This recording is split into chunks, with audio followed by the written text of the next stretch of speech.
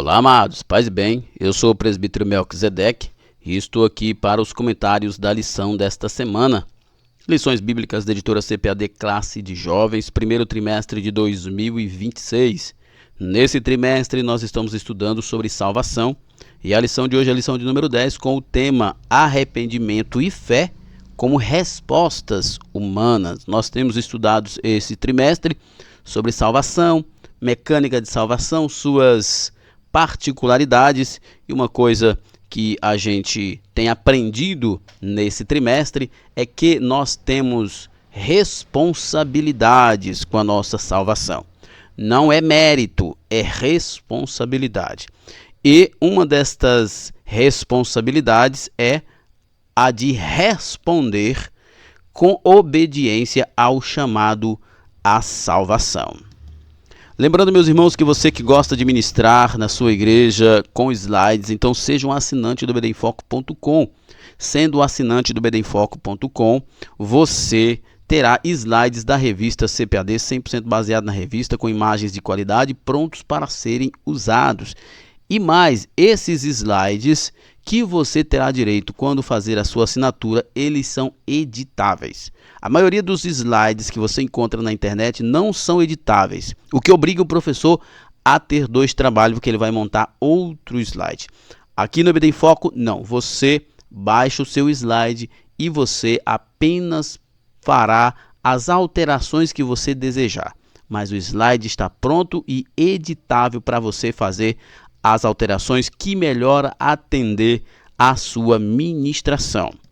O conteúdo da assinatura contém os slides das lições de adultos, os slides das lições de jovens, mais bônus, slides de escatologia, slides de discipulado, sermões em PDF, curso básico de teologia e cursos diversos, incluindo cursos de capacitação para o professor da EBD.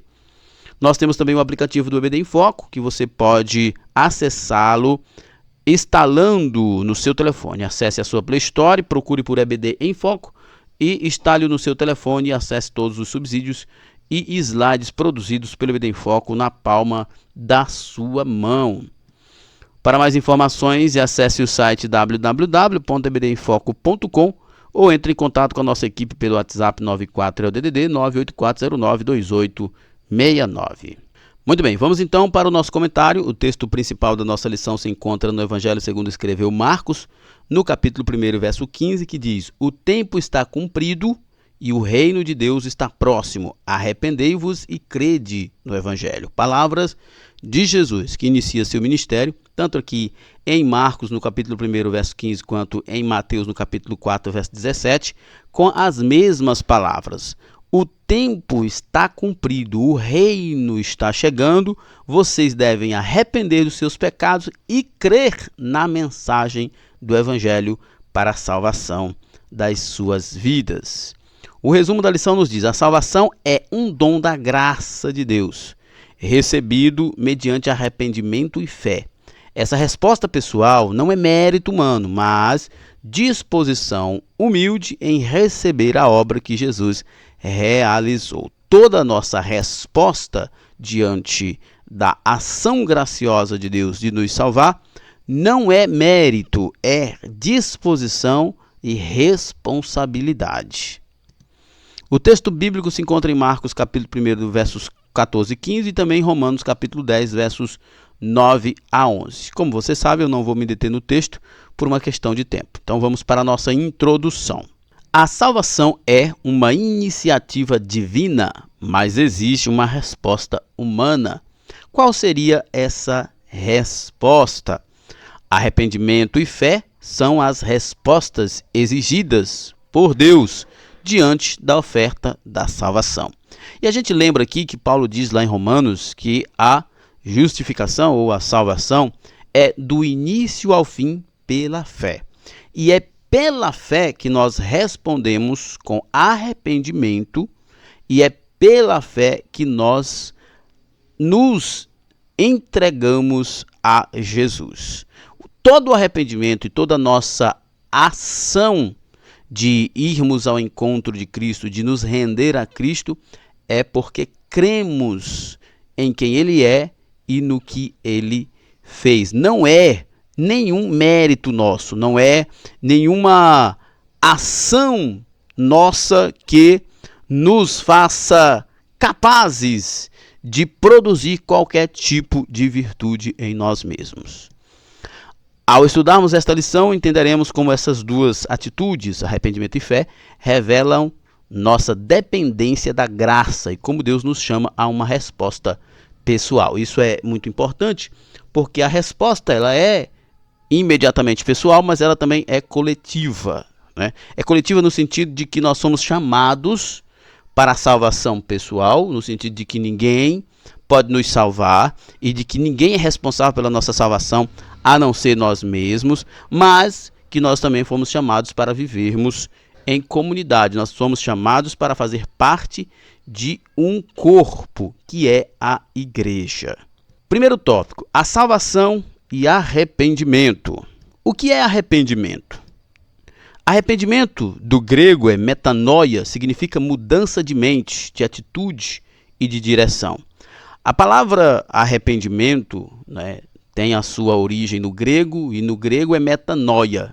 E a palavra metanoia não é necessariamente uma palavra, mas uma expressão que é a junção de duas palavras, né, de dois termos, que é meta e noia. E a palavra meta, ela significa além de ou para além de. E noia significa mente, consciência, capacidade de pensamento, de entender. E no sentido assim resumido, a palavra arrependimento, metanoia, que significa mudança de mente, na verdade seria melhor traduzido por uma mudança que vai para além da mente.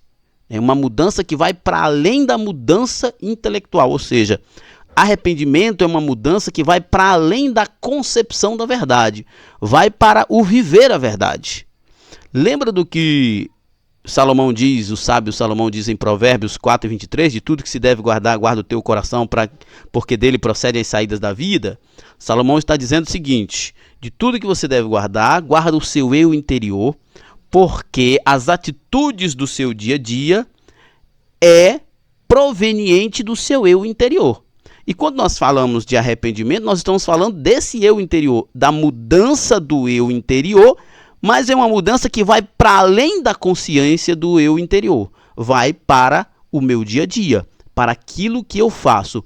Por isso, arrependimento não é a mesma coisa que você apenas ter consciência de que está errado.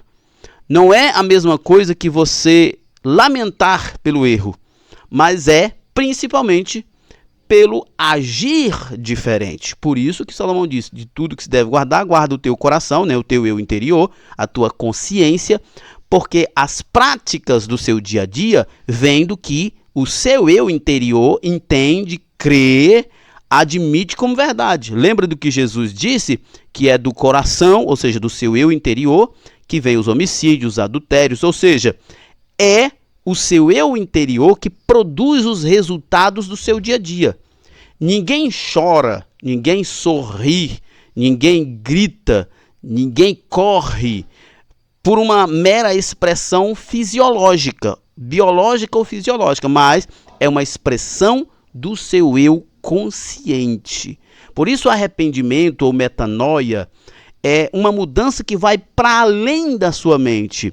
Vai também para o seu dia a dia, vai para as suas práticas, para como você trata as pessoas, para como você trata os seus irmãos, para como você enxerga a obra de Deus, como você enxerga o mundo. Isso é arrependimento, é uma mudança que vai para além daquilo que você entende, vai também atingir o seu dia a dia, aquilo que você pratica. Durante esse processo, todas as faculdades da alma estão envolvidas. O intelecto, as emoções e, sobretudo, a verdade. Entende? Que arrependimento não é uma coisa, apenas uma concepção, uma consciência de que você está errado, mas é muito além disso. Arrependimento é a mudança que envolve o intelecto, envolve as emoções e envolve, sobretudo, as suas decisões. Envolve, sobretudo, a sua vontade, aquilo que você decide fazer ou não. Essa verdade está bem presente nos apelos de Jesus, aqui em Marcos 1,15, quando ele diz arrependei-vos.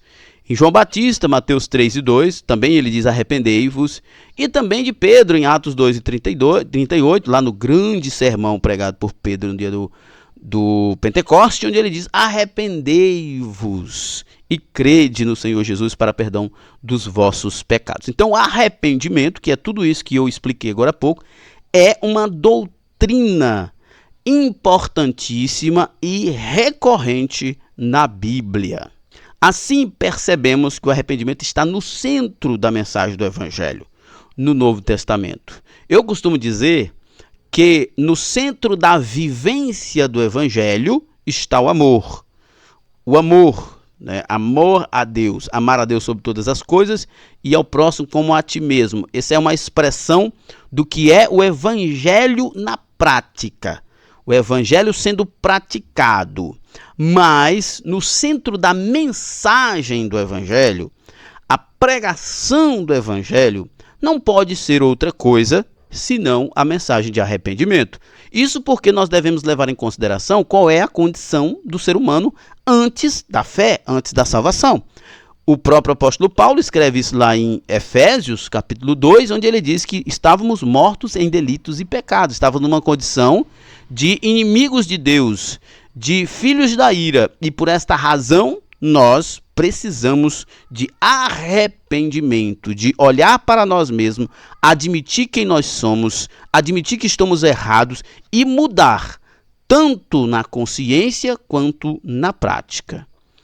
Trata-se de uma decisão sincera, de abandonar o pecado, voltar-se para Deus com o coração transformado. Isso é por isso que nós estamos falando que o arrependimento não é apenas algo da mente, é algo que envolve todo o seu ser.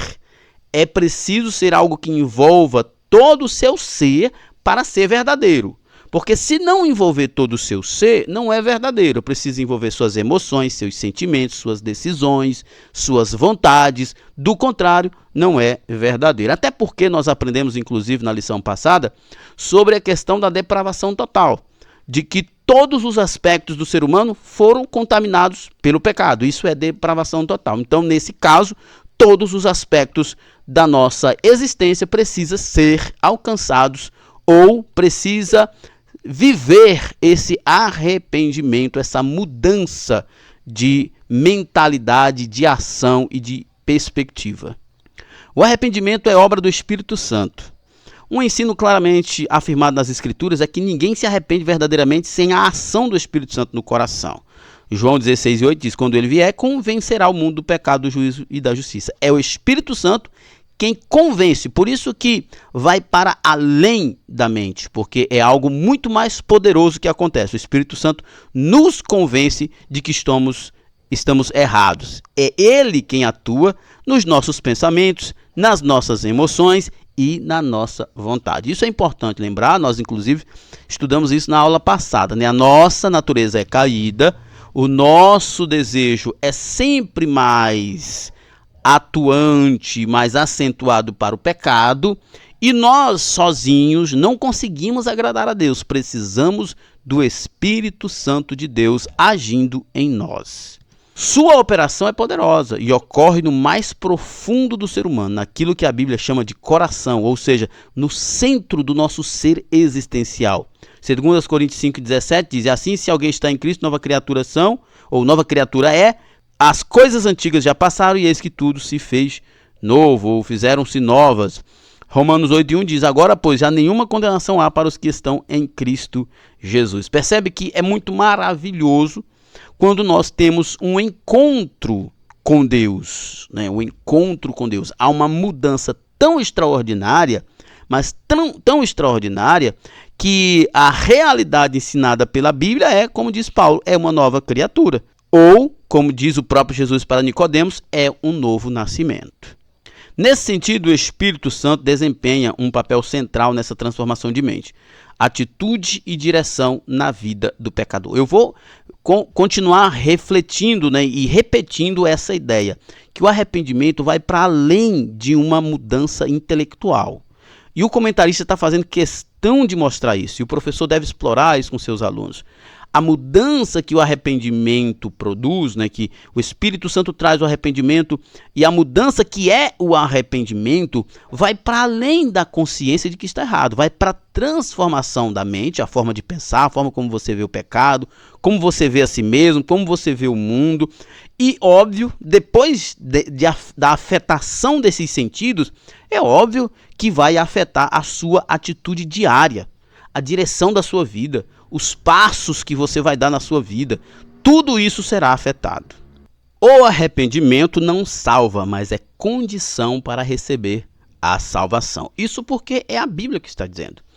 Nós temos até uma expressão para explicar isso que a gente chama de sine qua non. É uma expressão em latim que significa sem isso, não aquilo. Por exemplo, qual é a condição para ter vida na Terra? A única condição para se ter vida na Terra é oxigênio. Sem oxigênio, não tem vida na Terra. O arrependimento, embora não seja o agente que salva, é indispensável para que o pecador receba a salvação oferecida por Deus. Pedro declarou: arrependei-vos, pois, e convertei-vos.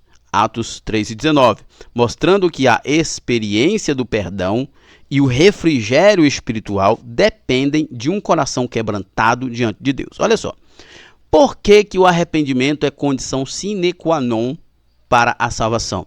Porque a salvação só é recebida a partir do momento em que você, primeiro, entende quem você é, admite quem você é, aceita quem você é e então decide confiar em Jesus. Porque a partir do momento que você entende quem você é, você aceita e admite quem você é, você vai entender que você é pecador, você vai entender que você não é merecedor, você vai admitir que não pode salvar a sua vida e você vai declinar de todas essas possibilidades e depender exclusivamente de Cristo, viver esta verdade a partir da obediência a Cristo. E por essa razão, isso é óbvio, está dentro daquele prospecto que a gente tem do que é arrependimento. Por isso, arrependimento é condição sine qua non ou condição indispensável para a salvação. Como vimos, essa mudança, né, que o arrependimento traz, essa mudança interior, é operado pelo Espírito Santo, que convence o ser humano do pecado e o conduz a uma nova direção de vida. Não há uma verdadeira fé salvífica sem um arrependimento sincero. É o arrependimento que prepara o coração para crer em Cristo e render-se à sua graça. Não há uma fé salvífica verdadeira se não há arrependimento. E não há arrependimento verdadeiro se não houver uma consciência de quem você é. Ou seja, você não merece ser salvo e você não consegue se salvar. Você depende exclusivamente de Jesus. Por isso somos chamados a viver em constante arrependimento, reconhecendo a santidade de Deus e sua contínua necessidade de transformação. Nós somos chamados a viver uma vida de arrependimento. Isso porque nós somos pecadores por necessidade. E aí, quando nós falamos a viver uma vida de constante arrependimento, é viver uma vida de constante abandono da nossa disposição carnal natural. Ou seja, viver uma vida de constante arrependimento é viver uma vida sempre abandonando aquilo que a nossa natureza mais deseja, fazer a vontade da carne. Viver uma vida de constante arrependimento é viver em constante mudança, em constante freio da nossa natureza, em constante rejeição do pecado. Isso é uma vida de constante arrependimento. Segundo tópico, salvação e fé salvífica. São dois temas que eu amo, gosto muito de falar sobre esses dois temas. Salvação e fé salvífica. Fé como confiança e entrega. A fé salvífica não se resume a acreditar que Deus existe, mas envolve confiar plenamente em Cristo como único e suficiente Salvador. Hebreus 11:6 diz: de fato, sem fé é impossível agradar a Deus, porquanto é necessário que aquele que se aproxima de Deus creia que ele existe e que se torna galardoador dos que o buscam. É impossível ser salvo sem acreditar em Deus. Esse é o primeiro ponto, né? Precisamos admitir a existência de Deus. Mas isso é suficiente? Não. O próprio texto de Hebreus 11 está dizendo: nós não temos apenas que acreditar na existência de Deus. Nós precisamos confiar que Ele é galardoador daquele que o busca. Ou seja, nós acreditamos na existência de Deus e confiamos que Ele é o nosso Salvador. A fé é a única condição exigida para que recebamos o dom gratuito da salvação. Efésios 2:8 diz: porque pela graça sois salvos por meio da fé. Isto não vem de vós, é dom de Deus. É pela fé, por crermos em quem Deus é, em quem Jesus é, em quem o Espírito Santo é e no que Jesus fez por nós. Essa fé não é uma simples resposta intelectual sobre em que se crê, mas uma disposição ativa do coração que recebe a pessoa de Jesus com o desejo sincero de segui-lo, né? É trazer Jesus para dentro de si. A fé não é apenas um simples assentimento intelectual, uma crença na existência e na bondade de Deus, mas é fazer com que Deus seja o Senhor da sua vida. Isso é muito importante. Eu lembro da frase de um certo pastor que ele disse: Jesus não levará para o céu quem ele não governar. Ou seja, a salvação é a graça de Deus agindo em nós. E nós tomamos posse dessa salvação a partir da fé. E esta fé obrigatoriamente nos leva a uma disposição de rendição, submissão e obediência à vontade de Deus. Do contrário, não tem fé salvífica. Crer nesse contexto é entregar-se totalmente ao senhorio de Cristo, confiando em sua graça e comprometendo-se a obedecê-lo com fidelidade.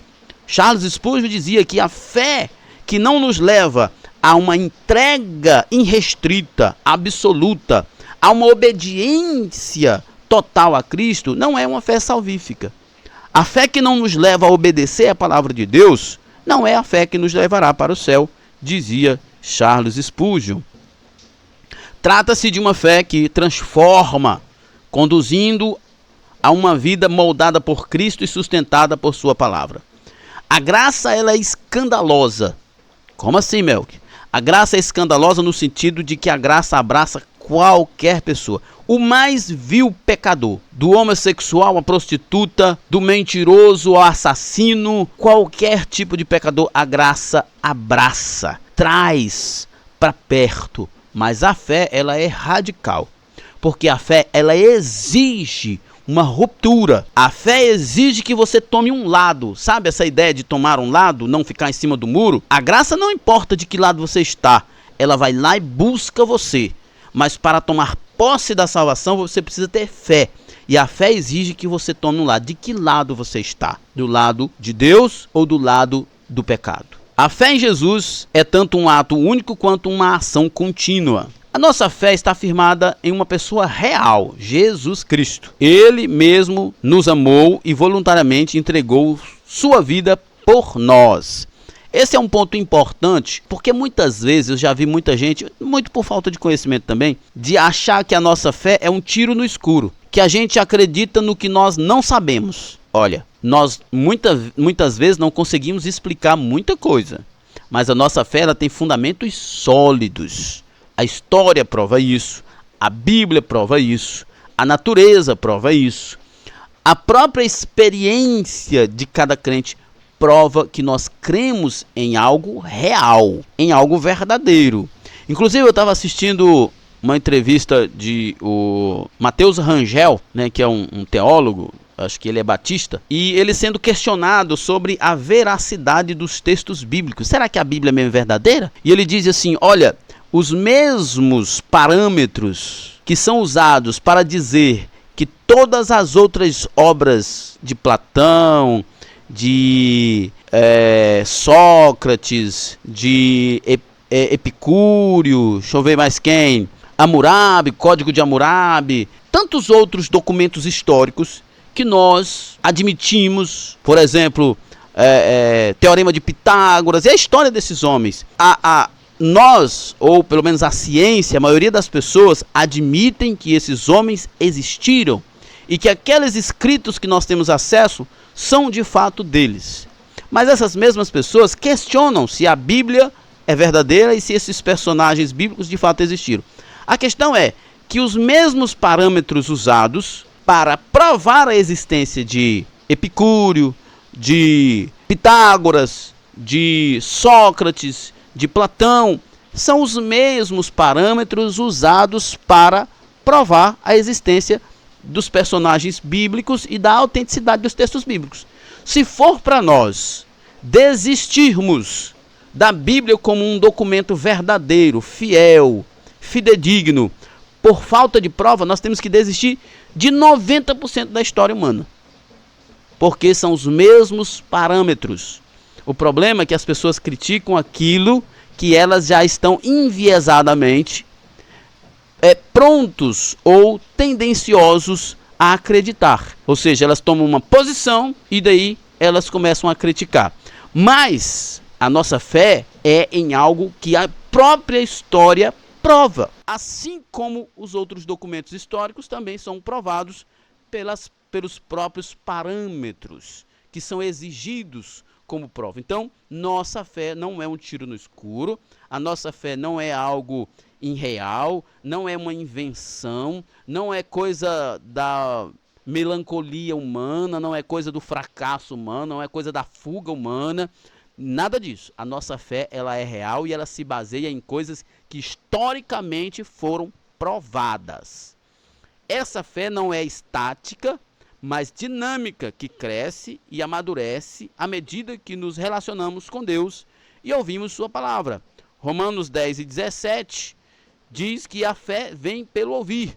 2 Tessalonicenses 1:3 diz: irmãos, cumpre-nos dar sempre graças a Deus no tocante a vós outros, como é justo, pois a vossa fé cresce sobremaneira e o vosso mútuo amor de uns para com os outros vai aumentando também. Então a fé tem um começo e ela é partir do ouvir a palavra de Deus. Eu tenho até um amigo, eu não diria amigo, mas um conhecido e cliente aqui da nossa loja, que quando a gente conversa ele costuma dizer: olha, irmão, eu não sou um homem de ler a Bíblia e nem um homem de ir na igreja, mas eu sou um homem de muita fé. E eu pergunto: que fé? Que fé é essa que não tem a origem na palavra de Deus e nem em Deus? Que fé é essa? Pode ser qualquer coisa, irmão, mas não é a fé bíblica salvífica. E se não é fé bíblica e salvífica, não tem crescimento espiritual e muito menos salvação. Crer em Jesus nos conduz a uma nova realidade espiritual e é necessário que isso aconteça. Isso o professor, inclusive, deve explorar isso com seus alunos.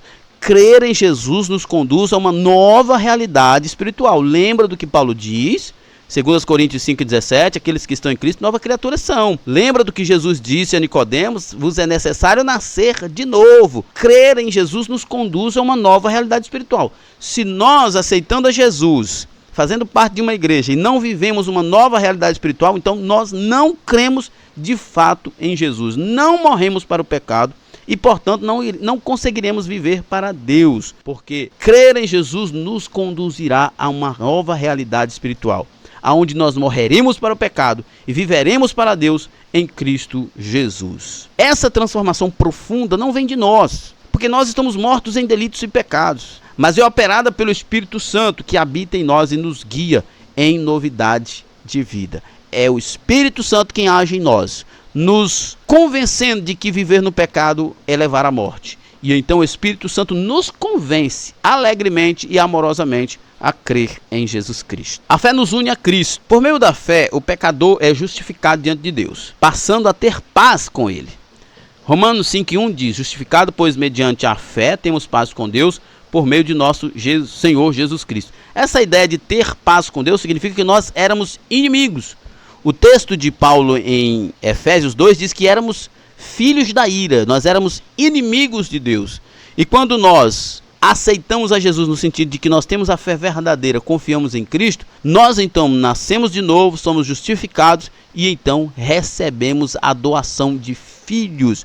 e deixamos de ser filhos da ira para sermos filhos de Deus, deixamos de ser inimigos para sermos amigos, para termos paz com Deus. É também pela fé que ocorre a regeneração quando o crente nasce de novo pela palavra e pelo Espírito, né? Tito 3:5 diz: não por obras de justiça praticadas por nós, mas segundo a sua misericórdia, ele nos salvou mediante o lavar regenerador e renovador do Espírito Santo. É pela fé que ocorre a regeneração.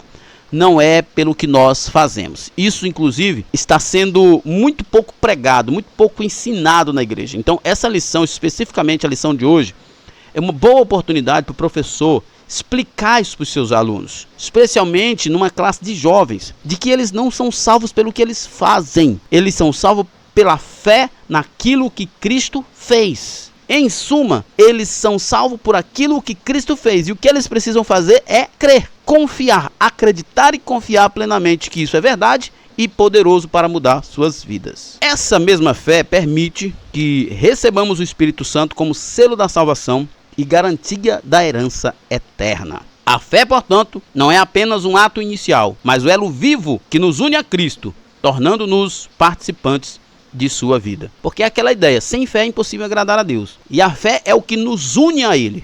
Por quê? Porque através da fé nós acreditamos nele e confiamos nele e nos rendemos a Ele e passamos a estar nele. Diante disso, o cristão é desafiado a cultivar uma fé genuína e perseverante, que produza frutos de transformação e comunhão constante com o Salvador. Professor, explore com seus alunos esta ideia. A salvação, a fé são... Professores, discutam isso com seus alunos. A fé, naturalmente, nos levará a uma vida transformada, de frutos e comunhão com Deus. Terceiro tópico, salvação e a decisão pessoal. Deus oferece, o homem responde. E é importante nós observarmos que Deus oferece, o homem responde, mas isso não é mérito, porque a resposta humana não é algo como que ele produzindo mérito. E o ofertar de Deus não é algo como implorando ou despretensiosamente. O ofertar de Deus é levando o arrependimento, né, o Espírito Santo, convencendo amorosamente o ser humano. A salvação em Cristo é oferecida a toda a humanidade, mas só se torna eficaz na vida daqueles que voluntariamente se arrependem de seus pecados e creem no Evangelho. Embora a salvação seja um dom da graça, a responsabilidade de responder ao chamado divino recai sobre o pecador, que deve se arrepender e crer com sinceridade, né? Que eu tenho falado desde o início, o professor deve explorar isso com seus alunos. Toda a ação da salvação, toda a ação, todo o poder, toda a graça, ela é proveniente de Deus. De Deus. O que nós temos como resposta é a responsabilidade. Nós somos chamados, respondemos crendo, nos arrependemos e agora nós temos a responsabilidade de vivermos em santidade. O Evangelho é essencialmente um convite ao completo rendimento a Cristo. Um chamado à entrega do coração e da vontade. Isso aqui é sensacional, maravilhoso. O professor deve ganhar muito, gastar muito tempo com esse tema aqui. O Evangelho é essencialmente um convite ao completo rendimento a Cristo. Há uma chamada de entrega do coração e da vontade a Deus. Isso é importante demais. Lembra do profeta Elias, quando ele chega lá ao povo de Israel? Acredito que é em 1 Reis, a partir do capítulo 17, 18 por ali. Ele diz: por que vocês estão divididos entre dois sentimentos ou dois pensamentos? Se Deus é Deus, adora a Deus.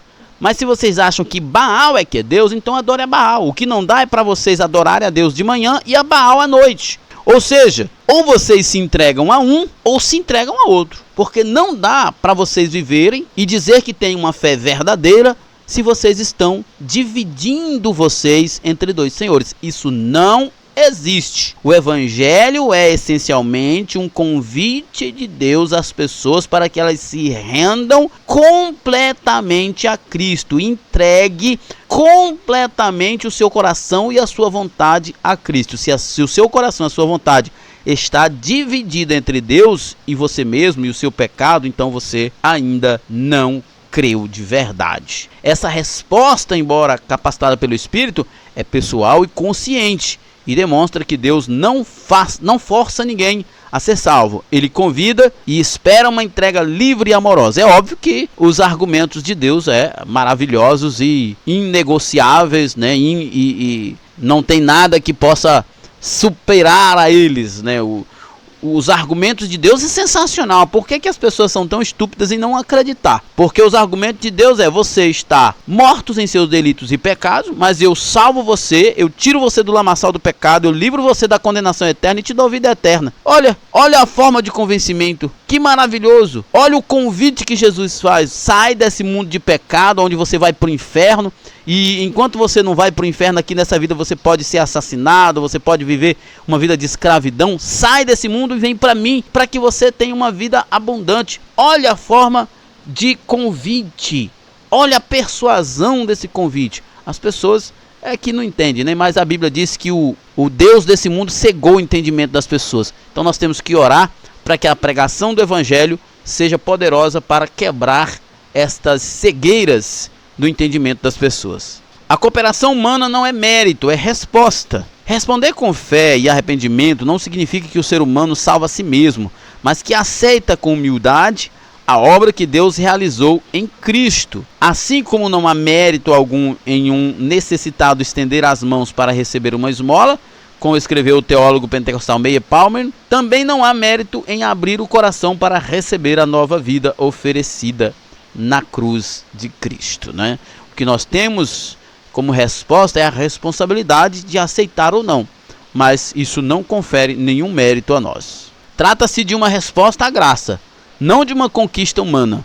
Ao se arrepender e crer, o pecador apenas acolhe aquilo que Deus, em sua misericórdia, já preparou, né?